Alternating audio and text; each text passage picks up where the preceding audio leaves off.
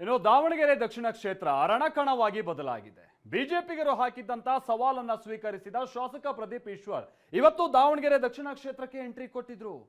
ಈ ಸಂದರ್ಭದಲ್ಲಿ ದೊಡ್ಡ ಹೈಡ್ರಾಮವೇ ನಡೆದು ಹೋಯಿತು. ಹಾಗಾದ್ರೆ ಬಿಜೆಪಿಗರು ಸವಾಲ್ ಏನಂತ ಹಾಕಿದ್ದರು, ಆಮೇಲೆ ಇವತ್ತು ಈ ಚಪ್ಪಲಿನೆಲ್ಲ ತೋರಿಸಿ ಕೆಲವರು ಚಪ್ಪಲಿ ಎಸ್ತು ಬಿಟ್ರು ಅಂತ ಎಲ್ಲ ಆರೋಪ ಕೇಳಿ ಬಂದಿದೆ. ಏನಾಯ್ತು ಅಂತ ಹೈಡ್ರಾಮಾ? ಇದೆಲ್ಲದರ ನಡುವೆ ಜಮೀರ್ ಅಹಮದ್ ಖಾನ್ ದಾವಣಗೆರೆಯಿಂದ ದೂರ ಉಳಿತಾ ಇರೋದು ಯಾಕೆ? ಬೈ ಎಲೆಕ್ಷನ್ ಕುರಿತ ಕೆಲ ಇಂಟ್ರೆಸ್ಟಿಂಗ್ ರಿಪೋರ್ಟ್ ಇಲ್ಲಿದೆ ನೋಡಿ.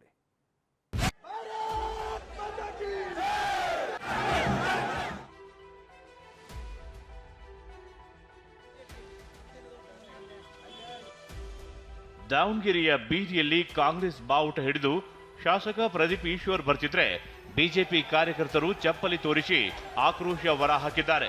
ಬಿಜೆಪಿ ಡೌನ್ ಡೌನ್ ಅಂತ ಕಾಂಗ್ರೆಸ್ ಘೋಷಣೆ ಕೂಗ್ತಿದ್ರೆ ಪ್ರದೀಪ್ ವಿರುದ್ಧ ಬಿಜೆಪಿ ಪಡೆ ಬೆಂಕಿ ಉಗುಳಿದೆ.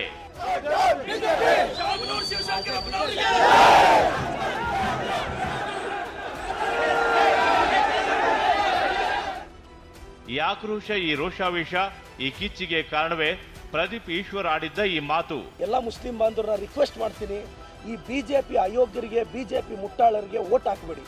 ನಿಮ್ಮ ಕುಟುಂಬದ ಬಗ್ಗೆ ಪ್ರಶ್ನೆ ಮಾಡಿದವರು ಬಿಜೆಪಿಯವರು, ನಿಮ್ಮ ದೇಶಭಕ್ತಿಯನ್ನ ಪ್ರಶ್ನೆ ಮಾಡಿದವರು ಬಿಜೆಪಿಯವರು, ನಿಮ್ಮ ಕುಟುಂಬದ ಹೆಣ್ಮಕ್ಳ ಬಗ್ಗೆ ಕೇವಲವಾಗಿ ಮಾತಾಡಿದವರು ಬಿಜೆಪಿಯವರು.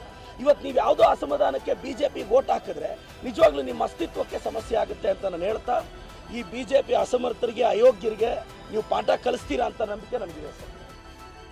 ಎಸ್, ದಾವಣಗೆರೆ ದಕ್ಷಿಣ ಕ್ಷೇತ್ರ ರಣಕಣವಾಗಿ ಬದಲಾಗಿದೆ. ನಾಮಿನೇಷನ್ ದಿನ ದಾವಣಗೆರೆಗೆ ಆಗಮಿಸಿದ ಚಿಕ್ಕಬಳ್ಳಾಪುರ ಶಾಸಕ ಪ್ರದೀಪ್ ಈಶ್ವರ್ ಮಾಧ್ಯಮಗಳ ಮುಂದೆ ಮಾತನಾಡಿದರು. ಈ ವೇಳೆ ಬಿಜೆಪಿ ಅಯೋಗ್ಯರಿಗೆ ಮತ ಹಾಕಬೇಡಿ ಅಂತ ಬಹಿರಂಗವಾಗಿ ಹೇಳಿದರು. ಇದರಿಂದ ಕೆರಳಿದ ಬಿಜೆಪಿ ನಾಯಕರು ದಾವಣಗೆರೆಗೆ ಬರುವಂತೆ ಸವಾಲು ಹಾಕಿದರು. ಹೀಗಾಗಿ ಇವತ್ತು ದಾವಣಗೆರೆ ಕೆವಿ ಬಡಾವಣೆಯಲ್ಲಿರುವ ಬಿಜೆಪಿ ಕಚೇರಿ ಮುಂದೆ ಬಂದ ಪ್ರದೀಪ್ ಈಶ್ವರ್ ಭರ್ಜರಿ ಪ್ರಚಾರ ನಡೆಸಿದರು. ಈ ವೇಳೆ ಪ್ರದೀಪ್ ಈಶ್ವರ್ ವಿರುದ್ಧ ಬಿಜೆಪಿ ಕಾರ್ಯಕರ್ತರು ಘೋಷಣೆ ಕೂಗಿದ್ರು, ಚಪ್ಪಲಿ ತೋರಿಸಿ ಕಿಡಿಕಾರಿದರು. ಇದರಿಂದ ದಾವಣಗೆರೆ ದಕ್ಷಿಣ ರಣಾಂಗಣವಾಗಿತ್ತು. ಇದು ಬಿಜೆಪಿಯ ಸಂಪ್ರದಾಯ. ನಾನು ರಾಜ್ಯದ ಜನತೆಗೆ ಅವರ ಮುಖವಾಡನ ಬಯಲು ಮಾಡಬೇಕಾಗಿತ್ತು.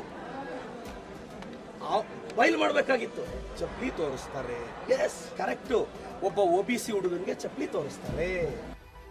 ಇನ್ನು ಮತ್ತೊಂದು ಕಡೆ ಬಂಡಾಯವಾಗಿ ಸ್ಪರ್ಧಿಸಿ ಕಣದಿಂದ ಹಿಂದೆ ಸರಿದಿರುವ ಸಾದಿಕ್ ಪೈಲ್ವಾನ್ ನಿವಾಸಕ್ಕೆ ಸಚಿವ ಎಸ್ ಮಲ್ಲಿಕಾರ್ಜುನ್ ಭೇಟಿ ನೀಡಿದ್ರು.